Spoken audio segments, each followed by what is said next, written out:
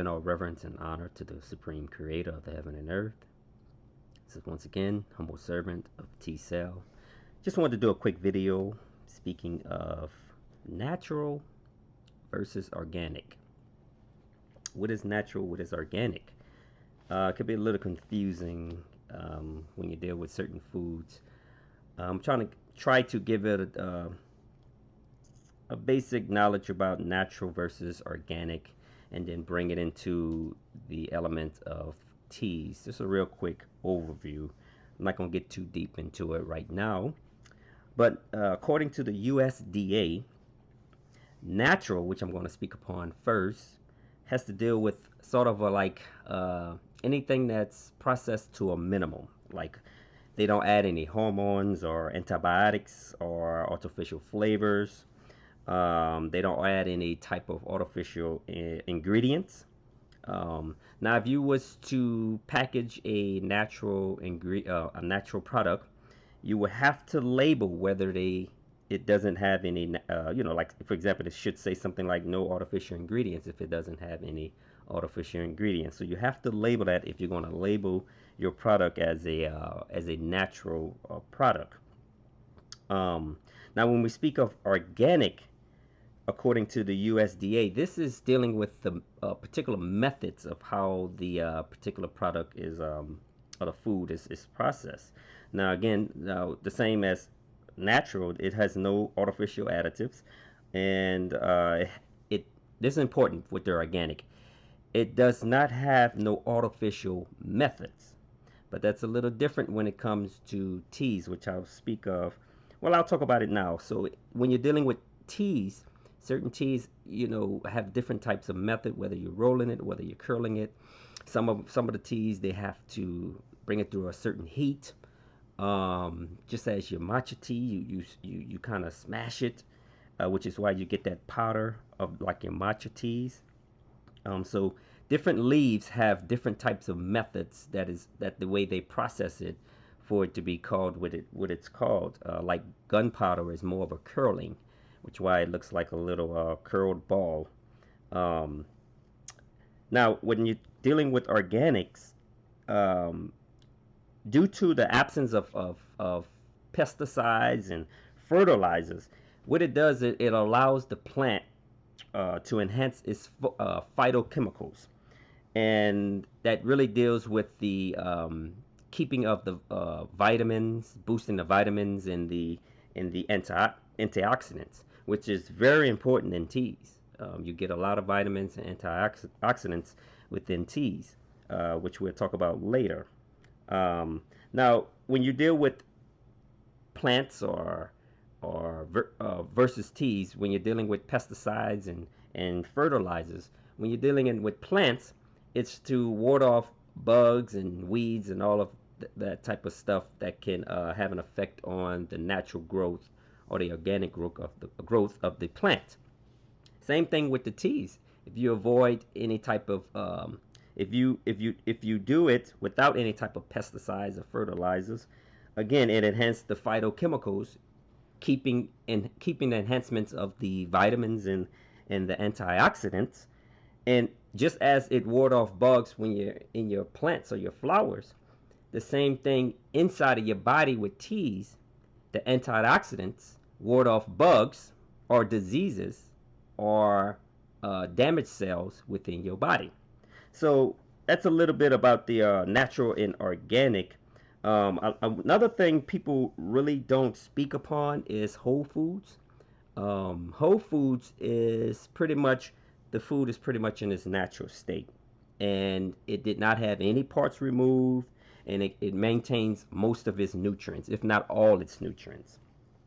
Now, when we deal with organic teas, we have different levels of organic, especially if you're labeling it. You can label it 100% organic. That means you did not add anything to it. You'll have to label it as certified organic.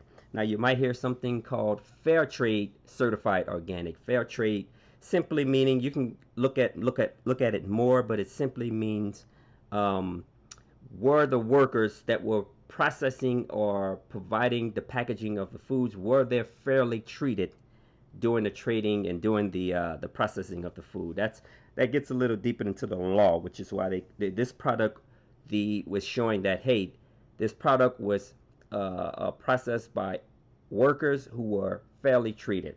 And also, there's another one that's called just organic.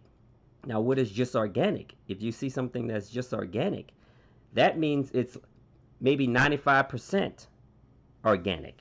You don't need to put 95% organic, just as you would put 100% organic. You put 100% organic so that it'll differentiate from organic, which would mean 95%.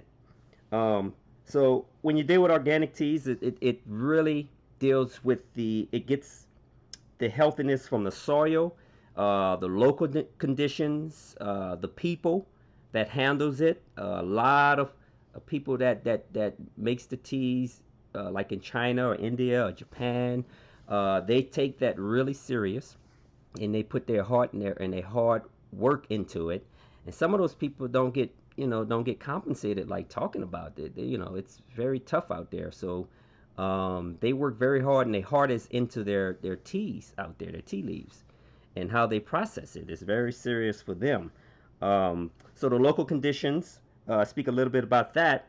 For example, your Darjeeling teas, which are pretty much made in India, they are grown on high elevation.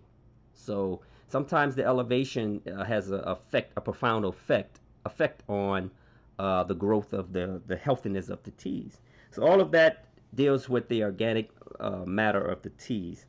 Now you have teas that you might call herbal, which gets a lot of people confused. Which the the common name would be herbal teas, but the kind of a more name that most people don't use is tcells. And they are pretty much labeled as certified organic. Now later on, when I do other videos that gets deep into my teas and different types of teas and what they do for you and all of that, explain more about what tcells is. But tcells, another name for that, which most people here today is herbal teas. Now, my final thing is I have to say is that it is a tea product 100%. Is it 100%? Well, like I said earlier, if it's not 100%, then it must be 95%, which means something was added to it. The way the method was, the way it was processed, might have been tampered with, so to speak. Let's say you make your tea leaves and you add some type of dry food to it, like pineapples or something like that. Well, you got to figure out, where did that pineapple come from? Was it tampered with pesticides or fertilizers, or was it tampered with artificial coloring?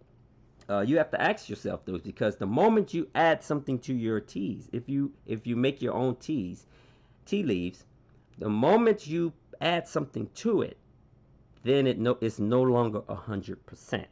So you have to keep that in mind.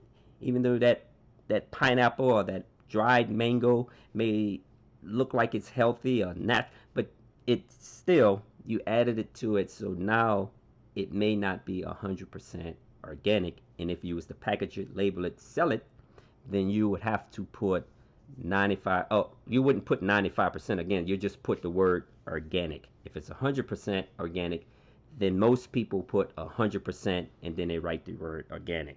So that's a little overview about the essence between natural versus organic, which sometimes the natural part can confuse a lot of people when it comes to foods, vegetables, fruits, meats, and those type of things. Also when it comes to teas. So hopefully you learned a little something about it. Continue to look up, and if you know anything that I didn't touch upon, feel free to educate me later.